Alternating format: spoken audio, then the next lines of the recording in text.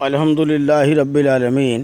بھائی ابھی ہم مفتی طارق مسعود صاحب کے بیان سن رہے تھے، تو وہ کہہ رہا تھا بھیا جو ہے جب بندہ برائیاں چھوڑتا ہے، ایمان جب لاتا ہے، تو برائیاں جو پہلے کی برائیاں ہوتی ہیں وہ بھی نیکیوں میں بدل جاتی ہیں۔ بالکل صحیح بات ہے، لیکن ایسا نہیں ہے بابو بھائی جو ہے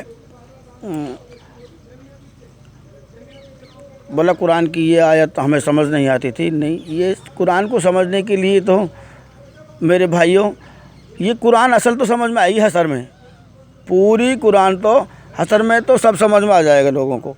اصل میں دیکھو، ایمان اللہ دیتا ہی اسے ہے جس کے اندر کچھ نیکیاں موجود ہوں۔ جب نیکی کا کوئی پلہ بھاری ہو جاتا ہے تو اللہ تعالیٰ ایمان دے دیتا ہے، اور جب ایمان آ جاتا ہے تو جو برائیاں ہوتی ہیں، برائیاں، اس کا مطلب یہ نہیں ہے کہ بھائی جنا کیا وہ برائی نہیں ہے، برائی ہے لیکن اس کا کچھ نہیں ملنے والا ہے جنا کا، یہ میں بتا دیتا ہوں۔ لیکن فرقوں میں رہ کے جیسے روزی کمائی، فرقوں میں رہ کے روزی کمائی، تو بھائی روزی تو کمائی نا، ضروریات تو تھی، لیکن فرقوں اور فتنوں میں مبتلا ہو کر کمائی۔ لیکن جب ہماری نیکیاں کا پلہ بھاری ہوا اور اللہ نے ہمیں ایمان دے دیا، تو پھر ہم اس کو صحیح طریقے سے کمائیں گے۔ صحیح طریقے سے مطلب ایمان والے جس کنڈیشن میں رہتے ہیں اس کنڈیشن میں رہ کے کمائیں گے۔ تو میرا کہنے کا مطلب یہ ہے کہ اپنے ضروریات ہیں، لیٹرنگ کرنا ہے، پیشاب کرنا ہے، کپڑے پہننے ہیں، مکان بنانا ہے، یہ تمام کی تمام چیزیں ضروریات ہیں۔ لیکن یہ اپن نے بغیر ایمان میں رہ کے یہ محنت کی، سمجھ رہے ہیں نا بات کو، بغیر ایمان میں رہ کے محنت کی تو ان کا کچھ بھی بدلہ نہیں ملنے والا۔ لیکن پہلے تو ہم نے یہ کام سارے کر لیے اور بعد میں ہمارا کوئی نیکیوں کا پلہ بھاری ہوا اور اللہ نے ہم کو جو ہے ہدایت دے دی ایمان کی اور ہم ایمان لے آئے، تو میرے بھائی ان سب برائیوں کا بھی ہمیں بدلہ مل جائے گا۔ حالانکہ ہم نے فتنے اور فرقوں میں رہ کے مال کمایا تھا اور پھر بھی جو ہے اس کا بدلہ مل رہا ہے۔ کیوں مل رہا ہے؟ کیونکہ ہمارا نیکیوں کا پلہ بھاری ہوا اور ہم ایمان والے کھیت میں چلے گئے، یہ دھیان رہے۔ تو مفتی صاحب ایسا نہیں ہے جیسا آپ کہہ رہے تھے نا، بھائی جو ہے اس آیت کا ہمارا مطلب سمجھ میں آ گیا۔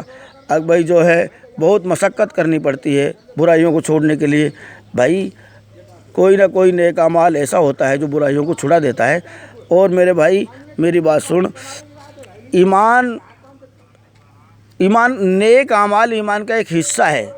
نیک اعمال کیا ہے؟ ایمان کا ایک حصہ ہے۔ جیسے سورہ کہف پر اللہ تعالیٰ کہہ رہا ہے وَعَامِلُوا الصَّالِحَاتِ جَنَّاتُ الْفِرْدَوْسِ نُزُولًا، مگر ان کے لیے جنت میں نزول ہے جنہوں نے نیک اعمال کیے۔ اور والعصر میں اللہ تعالیٰ اعلان کر رہا ہے ان الذین آمنوا وعملوا الصالحات جنات الفردوس نزولا، تو جنت میں نزول انہی لوگوں کا ہوگا جو نیک اعمال کریں گے، بغیر نیکیوں کے جنت نہیں ملے گی، یہ پکی بات ہے، یہ دھیان رہے۔